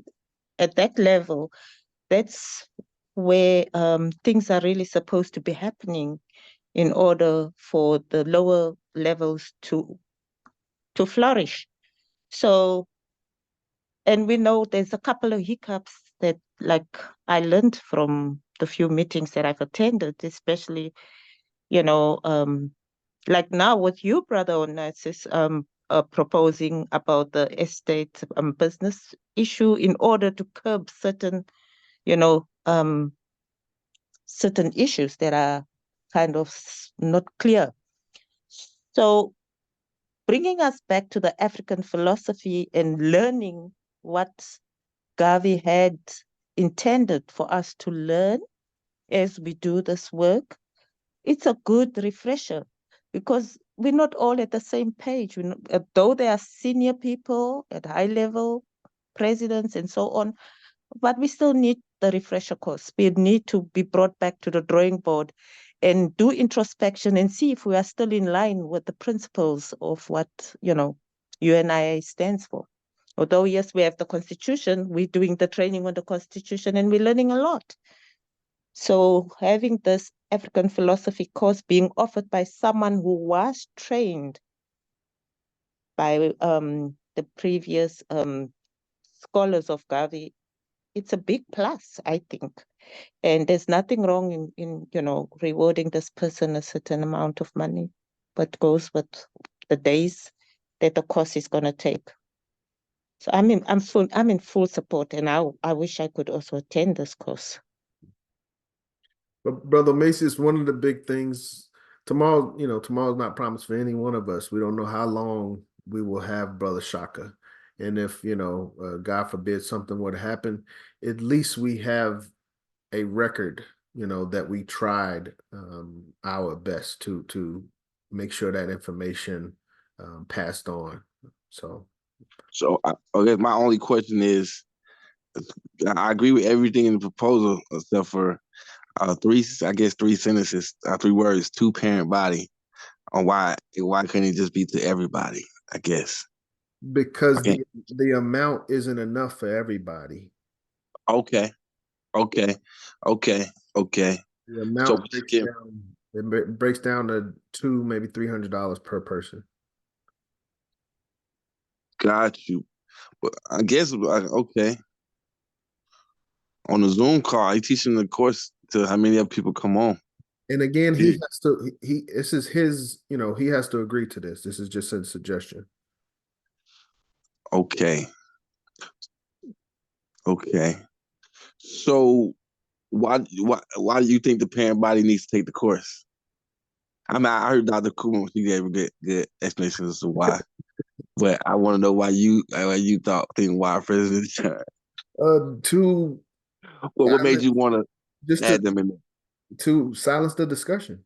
In the discussion, we're all qualified. So basically, y'all saying I can't lead the course. Did y'all even take the course? Y'all need to take it yourself. No, it ain't like that. Okay. I want to take the course as well. Okay. All right. I'm just making sure that maybe I'm reading into it too much. I want to take it as well, but I'm gonna perform well. You know what I'm saying?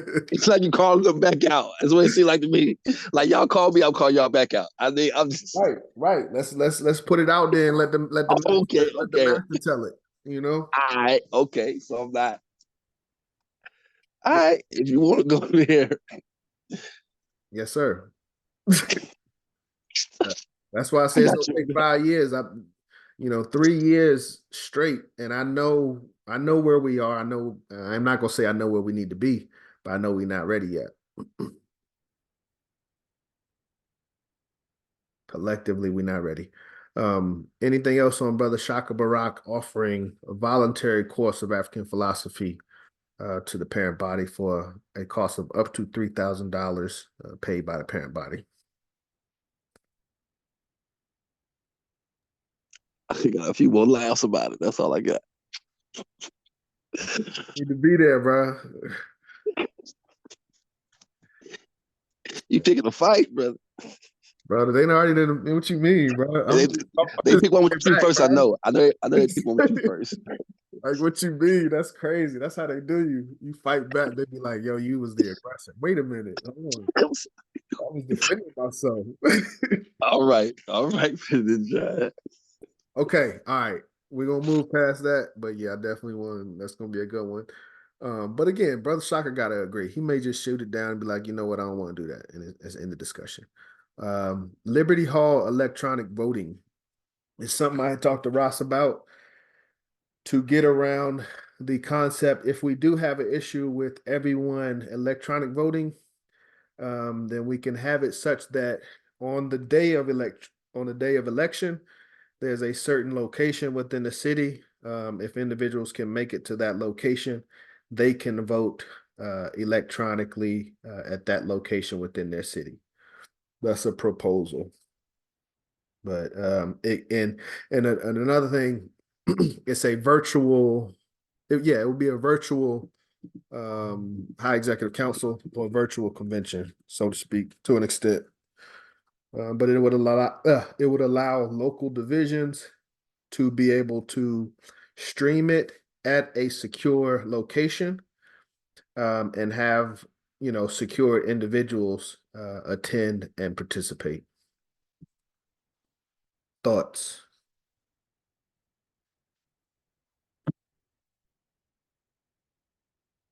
This is the backup to electronic voting. If electronic voting for every individual everywhere is shot down, then we will try having secure locations throughout each city. And if y'all don't trust each division to have secure locations, then I don't understand what we're doing here. So I'm with you, President John. Yeah. There should be no pushback. Got you. You know it's gonna be.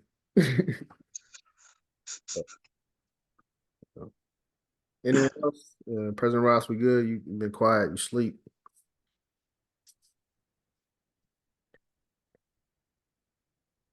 Okay. Anything else we need to discuss? I have some proposals. Support 100%. We will have some proposals written up for Sunday. Brother Macias, if you could fill out the format per the resolution submittal, and that would be, we'll send that out immediately.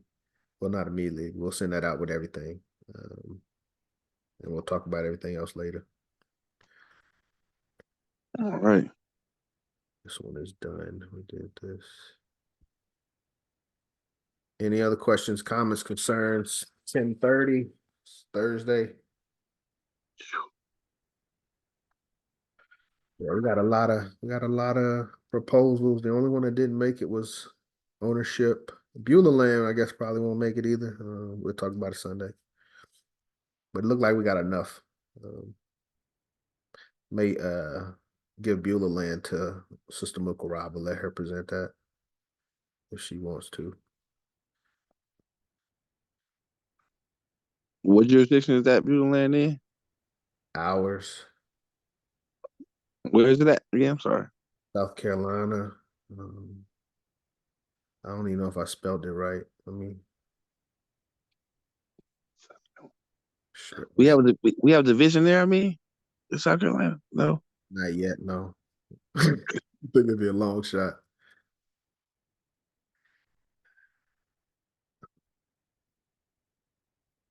but it's the Shrines property. So, got you. Yeah, that was part of it. But like I said, it's not major for us. It's not major for us at all. But I think Detroit was passionate about it. Got you. Got no images. Just got videos. Any other questions?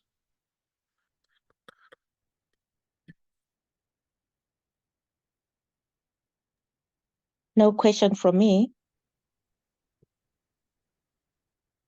I think this is them right here. I'm sure. This is YouTube.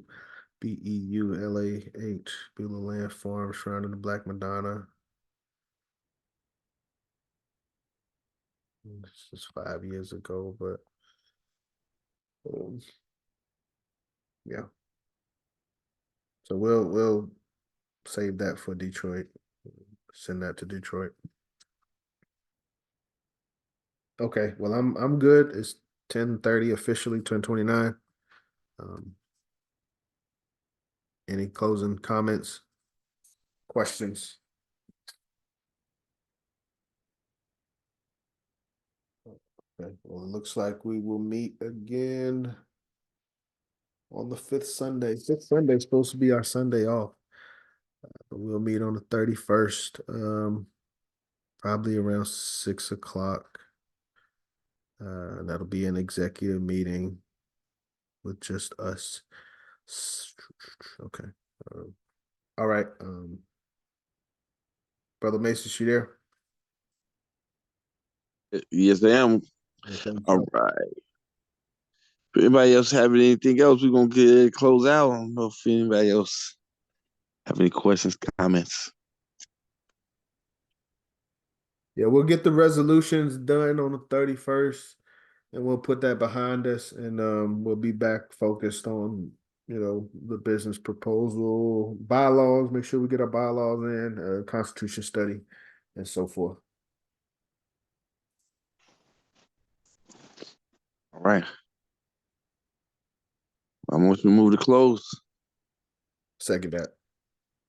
All right. Any unreadiness before we close? No unreadiness. Put your black right fist in the air. We'll close on out. Repeat after me. One God. One One God, One aim. one aim, One destiny.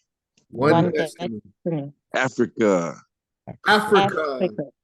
For the Africans. For the For the Africans. Africans, Those at home. Those at those at home, Those abroad. and those and abroad. those abroad. Race first, family. Race first. Thank you. Good night, everyone. Bless you.